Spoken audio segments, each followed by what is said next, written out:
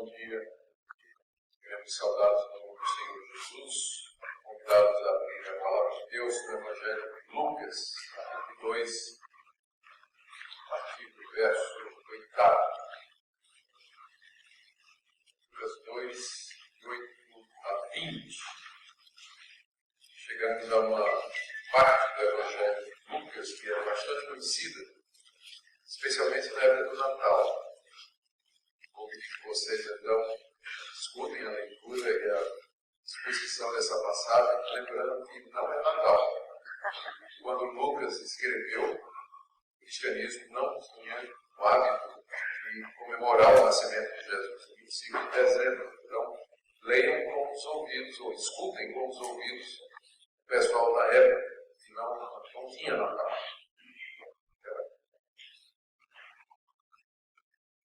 Lucas 2, de 8 em diante. Havia naquela mesma região pastores que viviam nos campos e guardavam seu rebanho durante as vigílias da noite. E um anjo do Senhor desceu aonde eles estavam, e a glória do Senhor brilhou ao redor deles. Ficaram tomados de grande temor. O anjo, porém, lhes disse: Não temais, eis aqui vos trago boa nova de grande alegria, que o será para todo o povo. É que hoje vos nasceu na cidade de Davi um Salvador, que é Cristo, o Senhor. Isto vos servirá de sinal. Encontrareis uma criança envolta em faixas e deitada em manjedoura. Subitamente apareceu com o anjo uma multidão da milícia celestial, louvando a Deus e dizendo: Glória a Deus nas maiores alturas e paz na terra entre os homens a quem Ele quer ver. E ausentando-se deles os anjos para o céu, diziam os pastores uns aos outros: Vamos até Belém e vejamos os acontecimentos que o Senhor nos deu a conhecer. Foram apressadamente e acharam Maria e José e a criança deitada na manjedoura.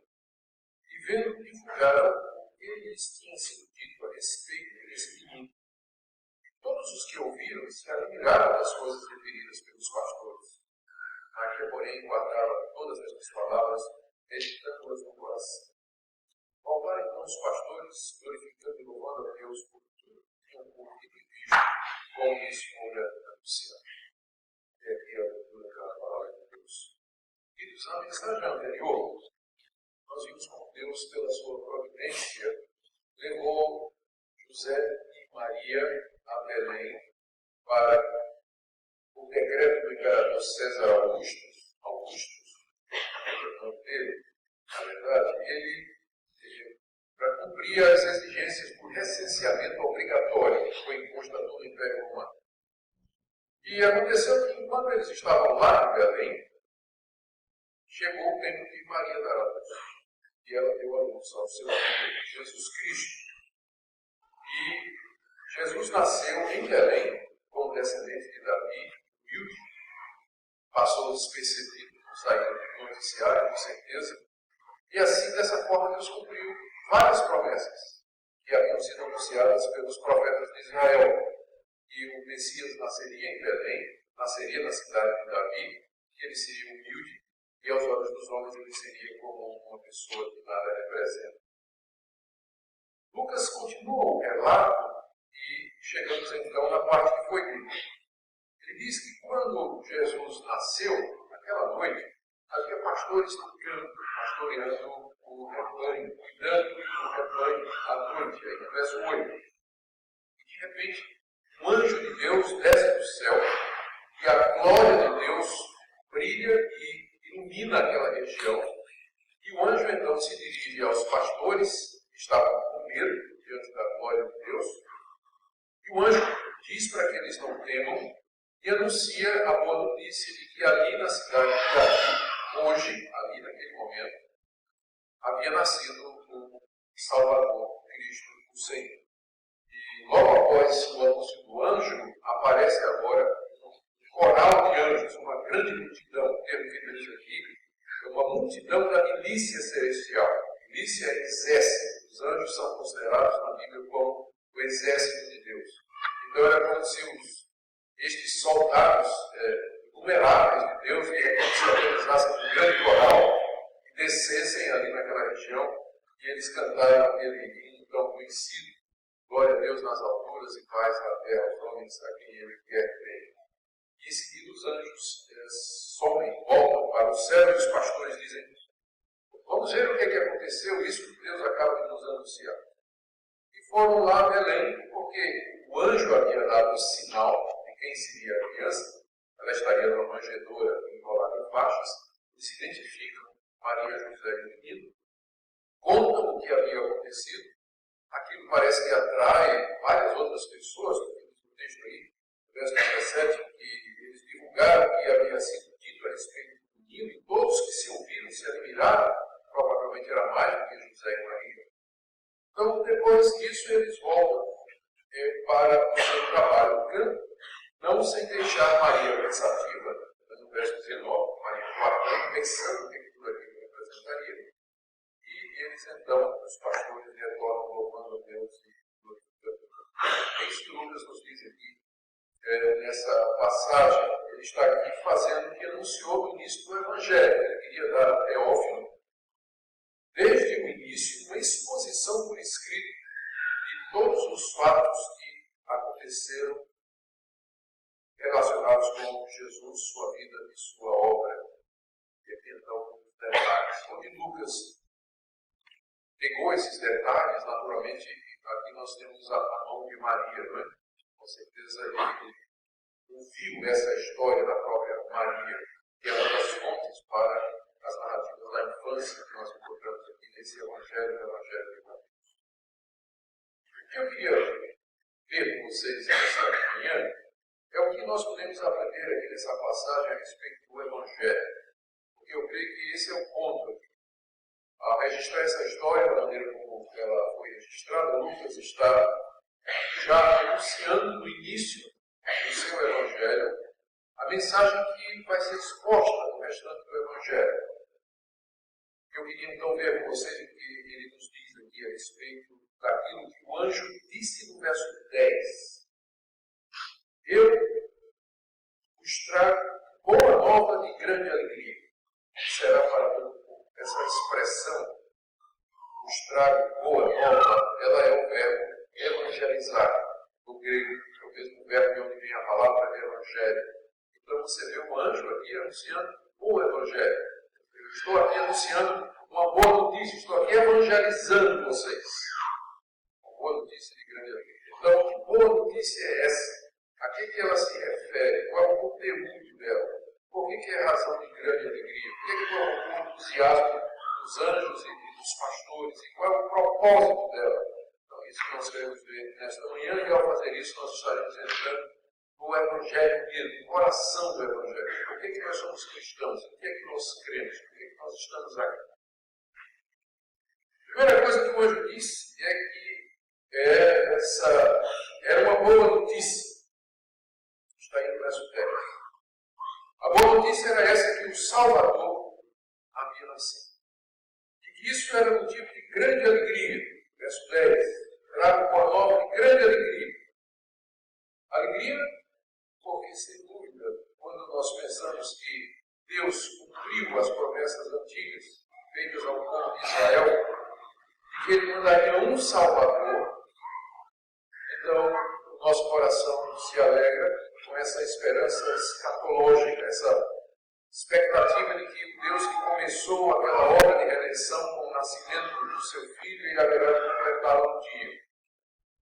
O nascimento, então, do Salvador é a alegria para o mundo perdido e incapaz de se salvar. Se nós pudéssemos nos salvar a nós mesmos, Deus não mandaria um Salvador. Mas o Salvador chegou. E Ele veio a princípio para o povo, diz aí no verso 10, que Ele será para todo o povo. A palavra povo aqui no grego é a palavra que geralmente se usa para a nação de Israel. Ele veio primeiro para o povo de Deus, mas em seguida levado para todo o mundo. Por isso que é uma boa notícia. Deus veio salvar o mundo. Deus não nos deixou perdidos em nossos pecados, abandonados à nossa condenação, que merecemos por causa dos nossos erros e iniquidades. Mas Deus veio nos visitar. Ele mandou um Salvador para nos salvar da situação de miséria, pecado e condenação que nós vivemos. Por isso é motivo de grande alegria. O Evangelho é motivo de alegria. Segunda coisa que nós aprendemos aqui é que a boa notícia, ou seja, o Evangelho, é sobre uma pessoa. Essa é a boa notícia. E Deus mandou alguém para nos salvar. Aquele bebê na manjedoura, de acordo com o anjo, e aqui ele coloca 3 títulos para Jesus, no mesmo versículo. Ele era primeiro o Salvador. Veja o verso 11. Hoje vos nasceu na cidade de Davi o Salvador. Então é isso que aquele bebê representava. Ele não parecia muito o Salvador. Estava nascendo numa cidade obscura, Belém. Estava nascendo um filho de um casal pobre. José era carpinteiro. Estava nascendo uma manjedoura, porque não tinha lugar para recebê-los ali na cidade.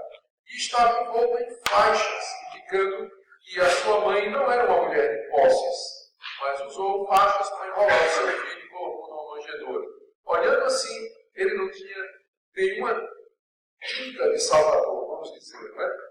Não parecia de salvar por quê? Ali uma criança pobre, indefesa, de um casal obscuro, numa cidade pequena, entre as menores de Israel. Mas aqui que está a boa notícia, aqui que está a glória do Evangelho. Aquela criança é o Salvador do mundo. É o Salvador do mundo. É assim que Deus age, humilhando os elevados e exaltando os humildes. Mais do que isso, o anjo prossegue aqui no verso 11. Ele é o Cristo, o Salvador que é Cristo. Cristo aqui é a tradução da palavra hebraica que significa ungido. E a referência é o Messias. Ele não somente é o Salvador, mas nessa condição ele é o Messias, aquele esperado por Israel, que de longa data foi ungido por Deus, separado por Deus para realizar a obra de salvação, para ser o Rei de Israel. Ele não somente é o Salvador, mas também é o Messias, o Cristo ungido. É isso que a palavra significa. E agora vem a grande surpresa, é a única vez no Novo Testamento em que esses 2 termos aparecem lado a lado. Ele é Cristo, o Senhor.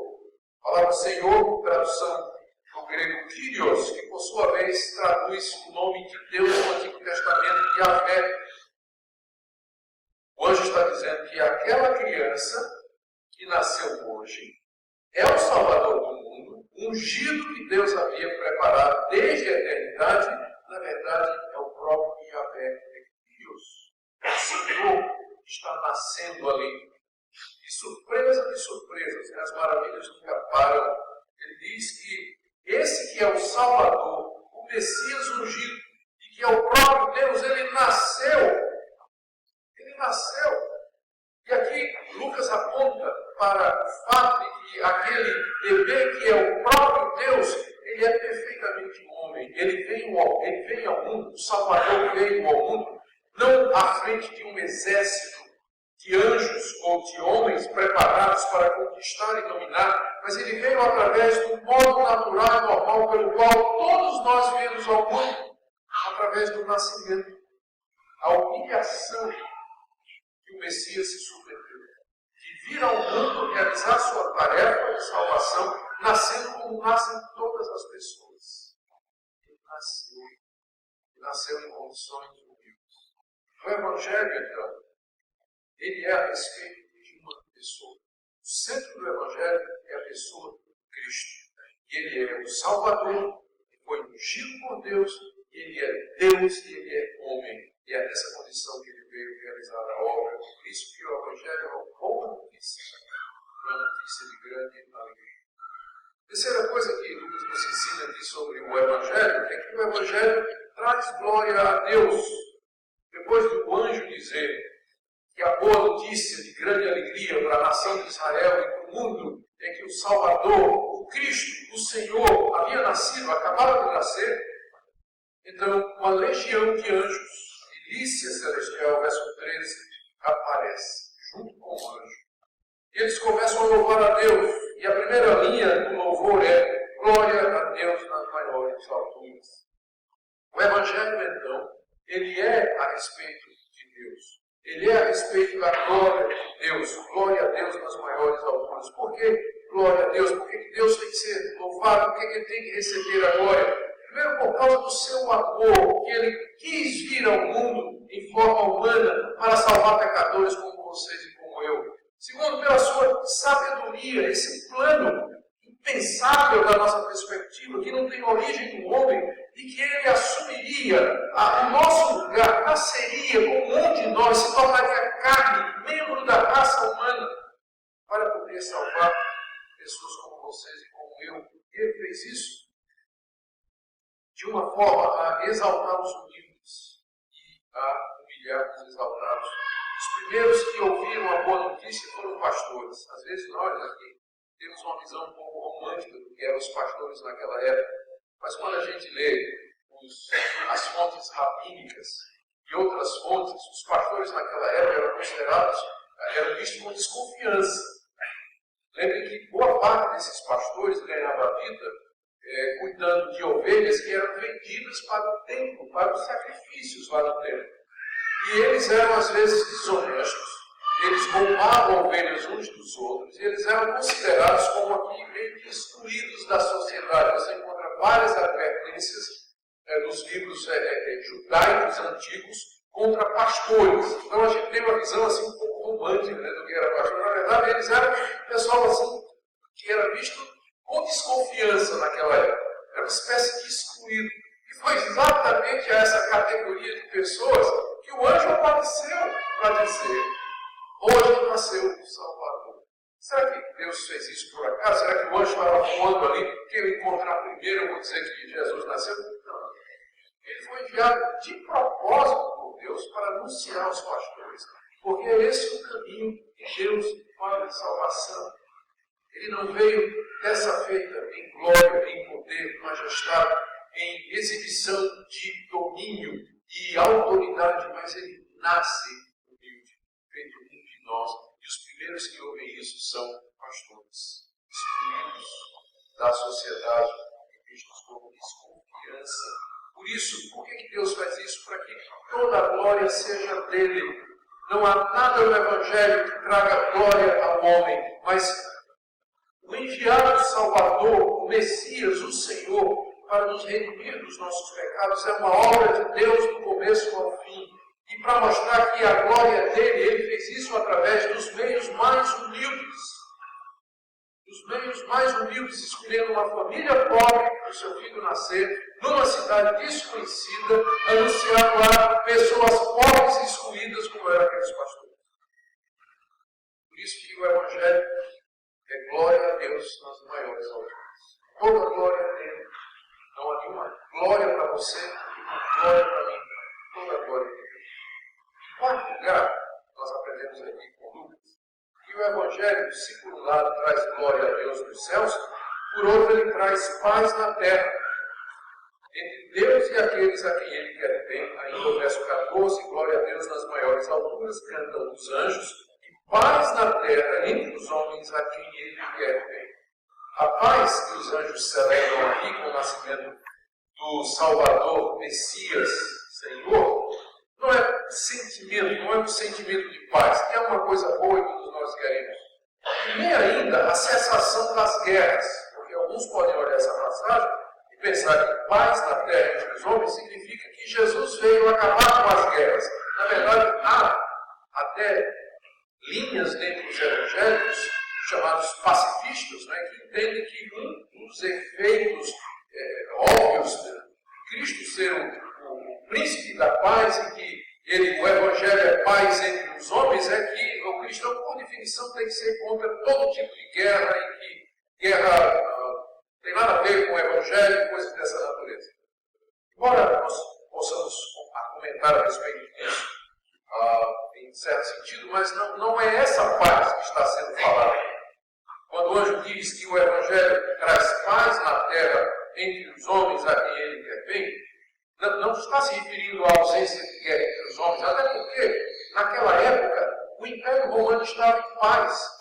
Naquela época, o templo do deus Janus, lá em Roma, que era o deus da guerra, estava com as portas fechadas. Você sabe o que isso significava naquela época? Que os exércitos romanos não estavam saindo para a guerra. Havia a Pax Romana que César Augusto havia instalado já fazia 15 anos. O Império Romano estava em paz, não tinha guerra. Então, que paz é essa que o anjo está falando aqui? Paz na terra entre os homens. Ele não está falando de cessação de guerra, até porque não tinha guerra. Está falando da cessação da pior de todas as guerras. E a guerra entre os homens e Deus. A inimizade que existe entre Deus e os homens por causa do pecado. O pecado nos faz inimigos de Deus. Não existe neutralidade aqui. O pecado nos torna hostis a Deus. A natureza humana pecaminosa não se submete a Deus, não se sujeita a Deus, é rebelde na sua essência. Nós somos não somente pecadores condenados, mas inimigos de Deus, no íntimo da nossa natureza. É isso que nós somos. Às vezes as pessoas dizem assim, fulano frequenta a igreja, ele não é crente, mas ele é assim, amigo do Evangelho. Não existe isso que é amigo do Evangelho. Ou nós somos de Deus ou nós somos contra Ele. Não existe meio termo aqui. Não existe meio termo aqui. No fundo do coração tem essa rebelião contra Deus e a alma humana está em guerra contra o seu Criador. É essa guerra que Cristo veio terminar. Esta guerra que ele veio por fim, que é a guerra que é a raiz de todas as outras. É por isso que Ele é o Salvador. Por isso que Ele é o Messias, por isso que Ele é o Senhor, por isso que Ele se fez de nós, por isso que o Evangelho é motivo de grande alegria, porque agora Deus nos reconcilia consigo. Deus traz a nós que somos inimigos dEle e nos perdoa e nos faz seus amigos, mais do que isso, nos faz seus filhos. Por isso que é motivo de grande alegria, e essa é a paz que Ele veio trazer. Mas note, Ele não veio trazer essa paz a todos, porque os anjos provavelmente eram calvinistas, né? Assim, no final do verso 14, paz na terra entre os homens a quem Deus quer bem. Essa calvinista está feia, né? Isso é uma brincadeira que não existe. Mas é evidente aqui que os anjos estão dizendo que paz aos homens a quem Deus quer bem. Deus ama o mundo de uma forma geral. A todas as pessoas como criaturas suas. E a todas Deus abençoa. Mas Deus quer bem a pessoas que Ele é um bem especial, a pessoas que Ele amou e escolheu antes da fundação do mundo para serem seus filhos. Isso a Bíblia ensina com toda clareza. E disso nós vemos um traço aqui quando o anjo diz que o Salvador veio trazer paz na terra aos homens a quem Ele quer bem. Não está dizendo que Deus quer bem a todos os homens, mas está dizendo que esta paz vai ser dada aos homens que Ele quer bem. Em quinto lugar, o Evangelho é motivo, então, diante de todas estas coisas, o Evangelho é motivo para admiração e adoração, não somente de anjos e de homens. Essa passagem está cheia de expressões de louvor e adoração. Os anjos começam a louvar. Aqui no verso 13, louvam a Deus, dizendo glória a Deus nas maiores alturas. Depois, os que ouviram a história dos pastores, verso 18, eles se admiravam daquilo que os pastores estavam dizendo.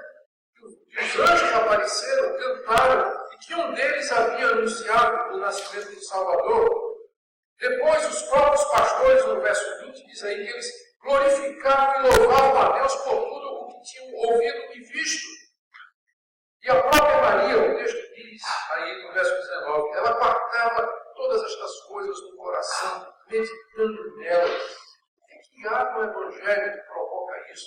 Adoração, admiração, louvor, meditação, guardar no coração. Não há dúvida que o Evangelho produz esse efeito, porque ele fala da misericórdia de Deus para pecadores, ele fala do amor de Deus em se fazer carne, fala da sabedoria de Deus em ter elaborado um plano onde não há glória para o homem, toda a glória para ele. Fala do mistério da encarnação, do poder de Deus em realizar esse plano tão eficaz. É por isso que o Evangelho, onde ele é crido e onde ele é entendido, ele produz alegria, louvor, admiração, meditação e glória para Deus da parte de anjos e de homens. Os anjos, a Bíblia nos diz, eles anelam entender o Evangelho, eles anelam escrutar os mistérios do Evangelho. Deus nos deu esse privilégio. A última uma coisa que nós aprendemos aqui, em sexto lugar, é que o Evangelho é para ser proclamado por todos. Parece que Lucas está dizendo isso, a palavra proclamar, dizer, anunciar. Aqui percorre o texto todo. Primeiro, um anjo aparece proclamando. Depois, a multidão de anjos aparece proclamando. Depois, os pastores vão anunciar isso lá em Belém. E os que ouvem ficam maravilhados, pensando que os pastores voltam também proclamando. O Evangelho é uma mensagem que não pode ser guardada. Ela tem que ser anunciada. Ela tem que ser proclamada. Ela tem que ser exposta, dita, falada a todos. Não somente ao povo de Israel, ali no começo, mas também ao mundo todo. Eu termino, queridos, com trazendo alguns desafios. Se o Evangelho é isso que Lucas está nos dizendo aqui, nós temos grandes desafios pela frente como indivíduos e como igreja. Primeiro, manter o foco de nossa vida na pessoa de Cristo. Se o Evangelho é a respeito de Cristo, se Ele é o centro do Evangelho, Ele que é o Salvador, o Senhor e o ungido de Deus, se Ele veio trazer paz entre nós e Deus, então o foco da nossa vida tem que ser a pessoa de Jesus. O foco da vida da igreja tem que ser na pessoa de Jesus.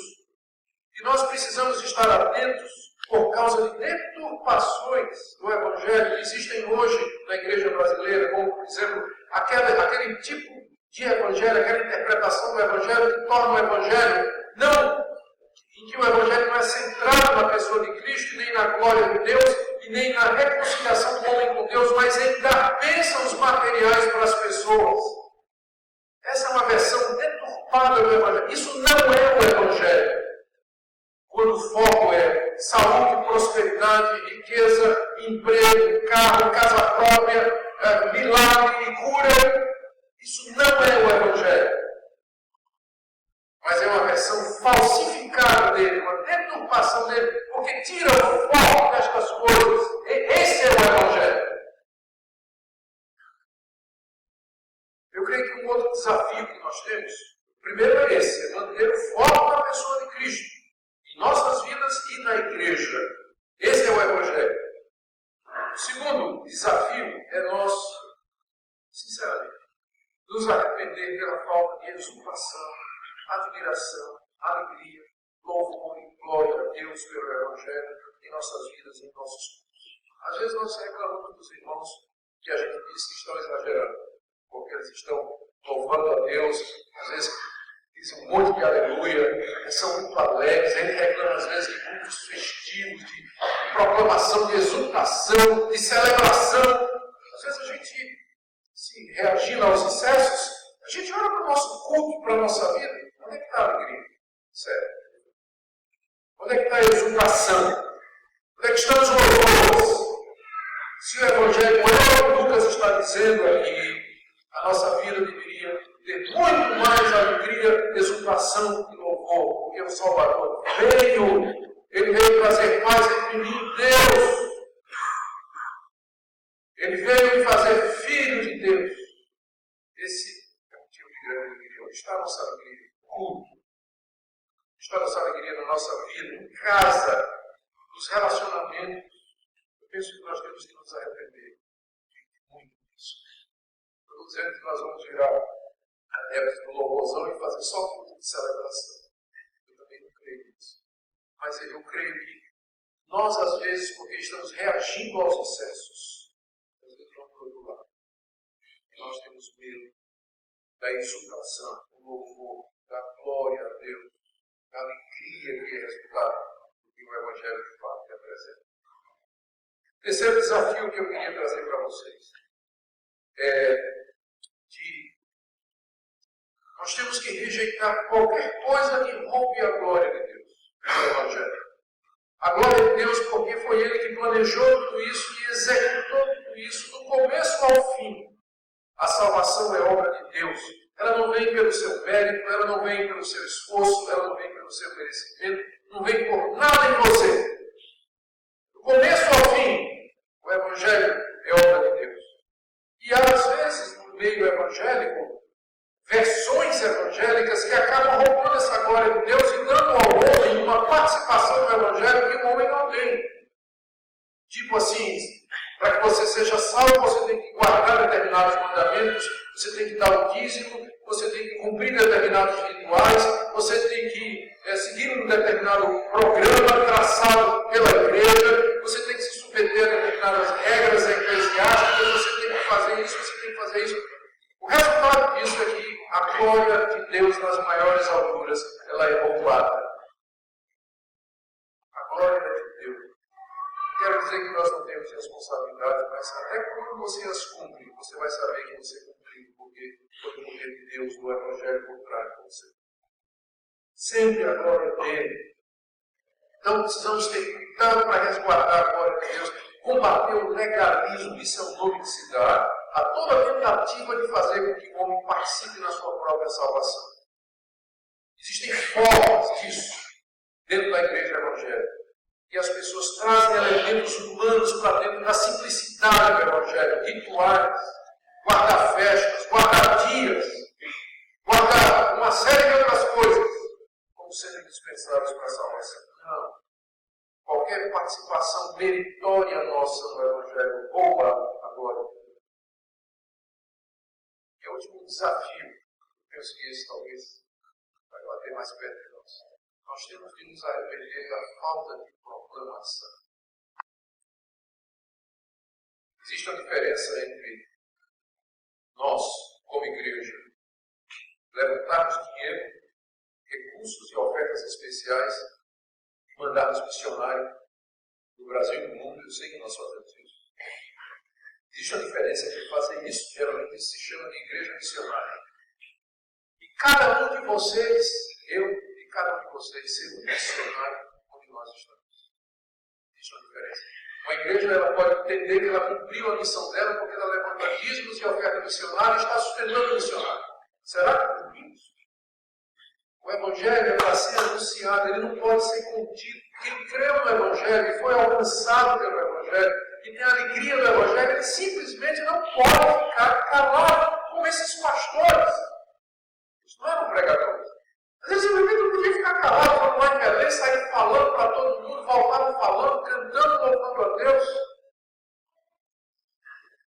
Quando a gente olha para a vida da gente, eu me pergunto, qual foi a última vez que eu compartilhei o Evangelho com alguém pessoalmente? Que eu tive coragem de explicar o que minha vida é essa.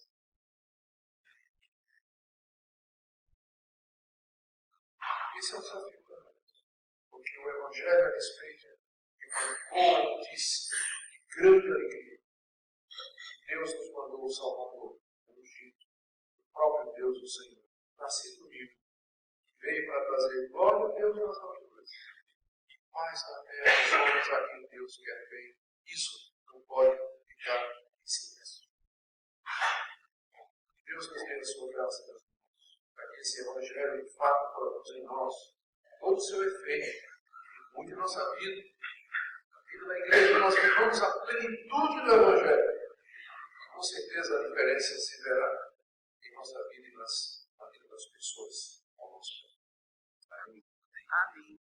Ó Deus querido, glória ao teu nome, pelo nascimento do Salvador, Cristo Senhor, teu Filho, nascido de mulher, nascido sob a lei, na plenitude dos tempos, pela tua providência, para nos redimir, para retirar a inimizade, trazer a paz entre nós e o Senhor. Dá-nos a tua graça para proclamar esta verdade, anunciar essa verdade, celebrar esta verdade sem temor, todos os dias da nossa vida, até aquele grande dia do encontro final entre nós e o nosso Salvador. Nós esperamos com expectativa.